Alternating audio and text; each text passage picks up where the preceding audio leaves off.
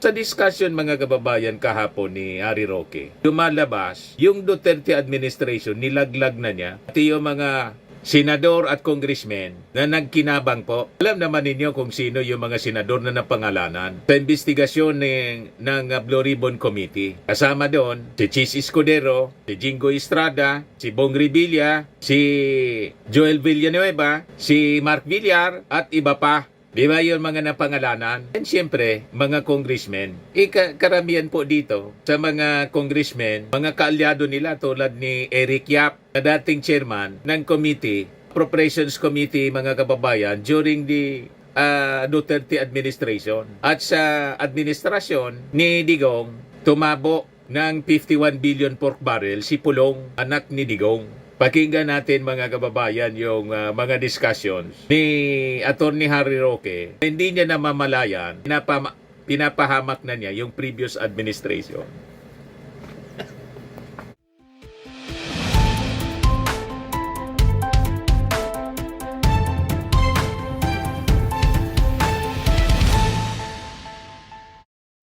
Hello po mga kababayan, si Dante Maravillas. Nilaglag na mga kababayan ni Harry Roque ang administrasyon ni Digong sa sobrang kadaldalan niya sa issue mga kababayan ng pagkamatay ni dating Jose Cabral ng DPWH kasi nag-live itong si Attorney Harry Roque. Yan Kapon, sabi niya dito sa kanyang video, Jose Cabral tumalon o tinulak. Sa kanyang discussion mga kababayan, hindi niya siguro namamalayan sa kanyang kadaldalan, nilalaglag na niya yung previous administration. Kasi dito mga kababayan, pinapaliwanag niya kung gaano kalawak at gaano ka makapangyarihan itong si dating Jose Cabral. At paano nagkikinabang yung mga senador at mga congressmen. Patian niya sa executive, patian niya sa Malacanang. Yang ibig sabihin, kasi matagal na po si Jose Cabral bilang USEC. Nagsimula siya sa DPWH 40 years ago, pero na-promote siya as USEC 2014. At yung massive corruption sa DPWH mga kababayan, spanning several decades na. At yung mga kontraktor tumiba, lalo na sa Duterte administration. Base mga kababayan sa pag-amin mismo ni Diskaya. Di ba po, mga kababayan? O ngayon, sa discussion mga kababayan kahapon ni Harry Roque, lumalabas yung Duterte administration, nilaglag na niya, pati yung mga senador at congressmen na nagkinabang po. Alam naman ninyo kung sino yung mga senador na napangalanan sa investigasyon ng Blue Ribbon Committee. Kasama doon si Chis Escudero, si Jingo Estrada, si Bong Revilla, si Joel Villanueva, si Mark Villar at iba pa. Di ba yun mga napangalanan? And siyempre, mga congressmen. Karamihan po dito sa mga congressmen, mga kaalyado nila tulad ni Eric Yap, na dating chairman ng committee, Appropriations Committee mga kababayan during the Duterte administration. At sa administrasyon ni Digong, tumabo ng 51 billion pork barrel si Pulong, anak ni Digong. Pakinggan natin mga kababayan yung mga discussions ni Attorney Harry Roque. Hindi niya namamalayan, pinapahamak na niya yung previous administration. Parang yung mga pa-interview po ni Sara Duterte pag nandun sa dahig na nabubuking na si Digong hindi man totoong unfit for trial. Anima mo? Mismo mga interview kay Sara at kadalasan mga kababayan na nag-interview si Roque mismo. And yung mga vloggers niya nabubuking na fit for trial si Digong. Ganun din ngayon mga kababayan yung ginawa ni Atty. Roque. Pakinggan natin yung kanyang mga sinasabi sa sobrang kadaldalan. Kaya tama yung kasabihan, more talk, more mistakes. Ayan lang natin na dumaldal itong si Harry Roque. Pero ito ang po siya. katanungan, siya ba ho ay nahulog? Gaya ng sinasabi ng driver na nagpaiwan lamang para makahinga ng malinis na hangin? Or itinulak? Well, sasabihin ko lang talaga kung anong alam ko sa trabaho ni Jose Cabral. Siya po ay USEC for planning. Ibig sabihin, wala pong budget sa DPWH na makakapasok sa budget ng departamento na hindi po inaaprubahan ni Yusek Cabral. Ganyan po siya kapangyarihan. Dahil kung ikaw ay isang congressman, senator, or even presidente, dadaan at dadaan ka sa lahat ng mga proyektong hinihingi mo kay Yusek Cabral dahil siya nga po ay planning.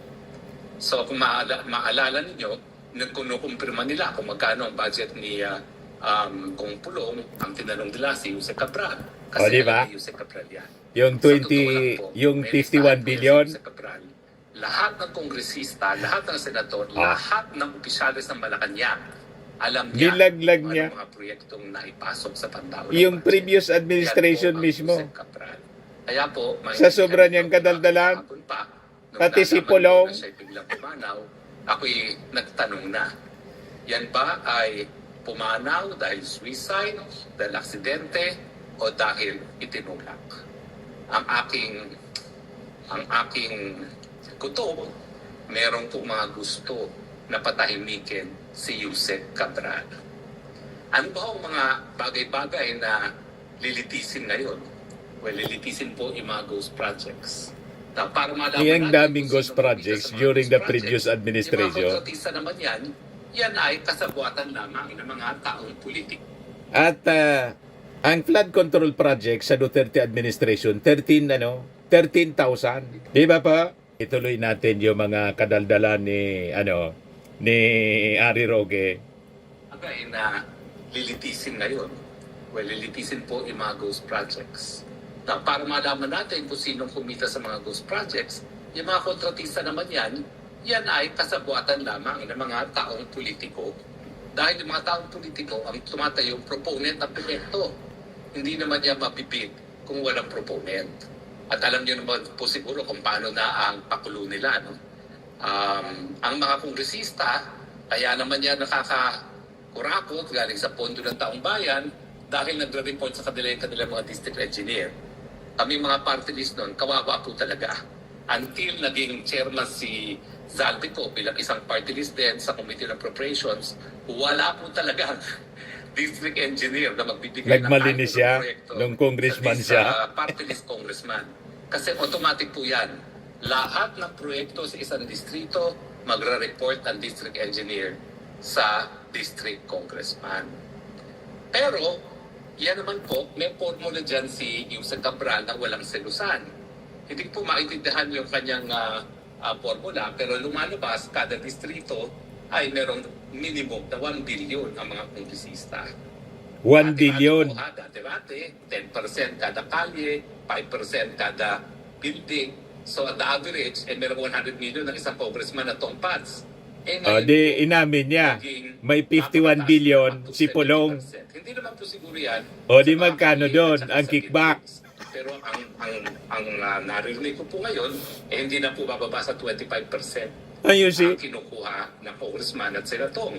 So kada billion, meron na silang 250 million. So alam niyo na kung saan nila kinukuha yung pera. 250 million kada 1 billion. Kaya nga po, Yan mga kababayan, ang pag-aamin ni Harry Roque na doon mga kababayan sa pag-imbestiga ng Congress. Inamin ni Yusek Cabral ang 51 billion na pork barrel ni Pulong sa kanyang distrito. Di ba pa? So lumalabas, nilalaglag niya, hindi niya alam, sa kanyang kadaldalan, nilalaglag niya, maging yung kanyang mga kaalyadong congressmen, pati mga senador. Sa kanyang pagpapaliwanag mga kababayan, sa kapangyarihan, lawak ng impluensya ni Yusek Cabral, di ba pa? Kaya yung sobrang kadaldalan po mga kababayan, hindi nakakatulong. Imbis makatulong po, nagpapahamak mismo sa kanila. And in fact, yan ang dahilan kung bakit napahamak yung mga Duterte sa sobrang kadaldalan, pati si Harry Roque. Patong-patong na kaso ang kanilang kinakarap sa sobrang kadaldalan. You see? Ipagpatuloy natin ang paglaglag ni Roque sa kanyang mga kalyado. ng kubra, lalong-lalo na sa mga proyektong infrastruktura. Pero, nang pumasok nga po itong mga flood control, lumabas ang katotohanan. Nakapag-flood control hanggang 70%. na pupunta sa politiko. Politiko po, I'm sure kumikita mga contractors. Pero sila po ay mga pamamaraan para mangangurakot ang mga politiko. At siyempre, dahil sila ang gagawa, sila yung maniningil sa gobyerno at sila yung magbabayad ng SOP sa mga walang yang mga politiko. Lahat po ng proyekto sa kada distrito, Lahat taon-taon, ng proyekto sa kada dumadaan distrito sa taon-taon tanggapan ni nisakop yung Kaprali. previous administration. Ngayon, kapag pinag-uusapan ay ghost project, alam ni Yusek Cabral kung sino ang nag-request ng You mga see? maanumalyang flood control projects. Ah. Dati-rati po kasi lahat ng proyekto dapat dumadaan sa Regional Development Council na pinamumunuan ni Governor Dodo Mandanas. Binaliwala na po yan. Mula nang naging presidente, ating bangat na presidente. Baliwala na po yan. Ngayon, ang budget proposals po, lahat ng gagaling nga sa mga politiko. Nabaliwala na po ang mga Regional Development Council. So kung tutuusin, baliwala na rin po ang NEDA. NEDA lahat ng proyekto at doon tinitignan kung meron pang pangangailangan talaga yung proyekto. Lahat po yan, nabaliwala. Lahat po ngayon dumadaan sa mga politiko. So Yusek Cabral, ngayon siya'y pumanaw, dala-dala niya ang listahan kung sino ang mga nag-request ng mga manumalyang flood control projects. Kasi po, ang mangyayari dyan, pagtuturuan yan. Sasabihin ng congressman, hindi ako yan. Senatong yan. Sasabihin ng senatong, hindi ako yan. Kongresista yan. O di naman kaya, yung senatong at yung congressman, hindi ako yan. Malacanang yan. Yan po talaga ngayon ang dapat nating isipin. So, ibig sabihin, alam niya, nangyayari ito sa previous administration. Congressman at senatong na Di ba po? isang flood control project, alam din niya ang mga proyekto na hiningi ni Marcos Jr. galing sa Malacanang.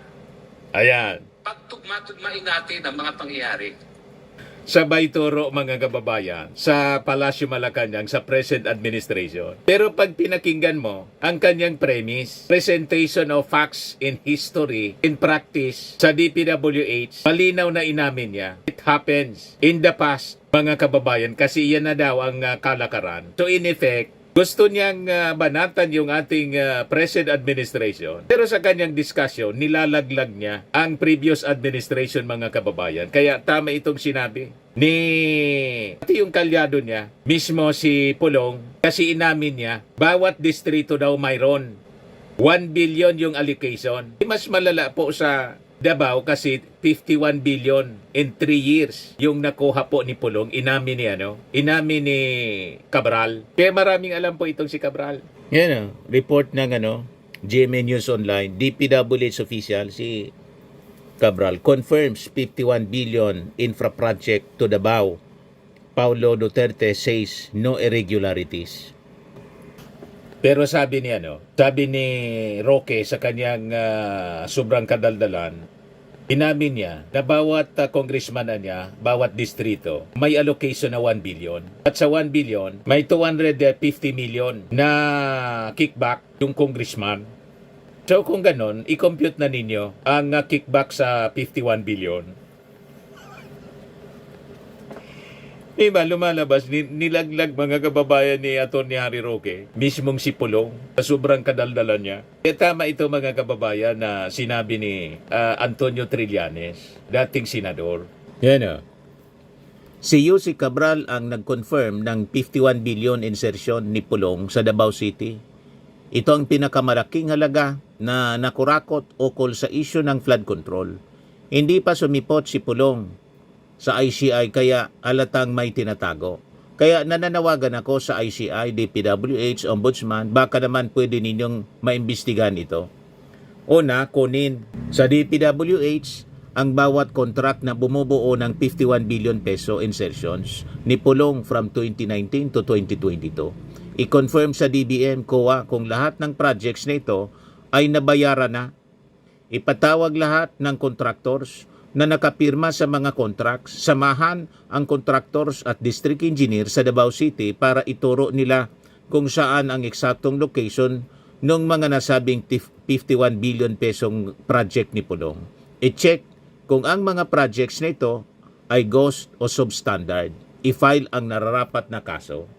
Kasi mismo ng si Roque, inamin niya, bawat congressman daw, 1 billion yung allocation. Yan, yung ordinary congressman. Si Pulong po ang may pinakamatinding allocation, 51 billion. So kung 25%, 1 billion, 250 million. Compute na ninyo sa 51 billion.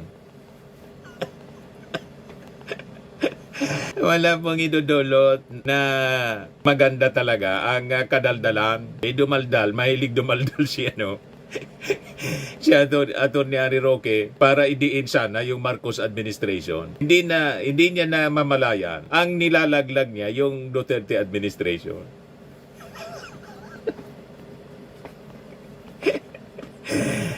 Ay, nako, Atty. Harry Roque. Kaya patong-patong ang pinakarap mong problema dahil sa kadaldalan. Yan lang po mga kababayan. Ako po si Dante Maravillas. Bye-bye. God bless.